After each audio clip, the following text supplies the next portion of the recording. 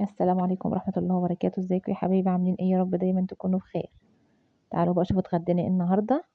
مكرونه بصلصه، وقلنا نسلق بيض. كنت اعمل بانيه والله، بس قالوا لي لا مش عايزين بانيه. إيه، مكرونه بصلصه وبيض مسلوق، وقلنا نحمر شويه بطاطس كده. البطاطس اليومين دول، شوفوا احنا بنفطر بطاطس ونتغدى بطاطس ونتعشى بطاطس، حاطينها جنب كل الاكل من كتر حلاوتها. رهيبه من حلاوتها. اهم حاجه تعملي طبعا القناه وتدوسي لايك وتكتبي تعليق حلو زي كده.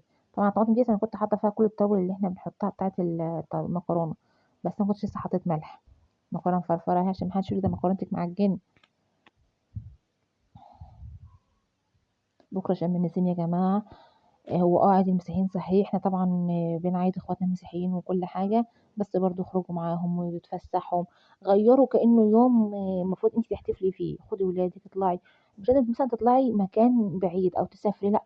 احنا كنا طبعا حوالينا خضرة زي مثلا الغيطان والحاجات دي. اطلعوا، مش عيب. خدي غداكي واطلعي، خدي فطارك واطلعي. وخدي ولادك وخدي الحاجة الساقعة بتاعتك وخدي حاجاتك واطلعي. يعني حاولوا تطلعوا من المود اللي انتوا فيه شوية، حتى لو بأبسط حاجة وبأبسط تكاليف.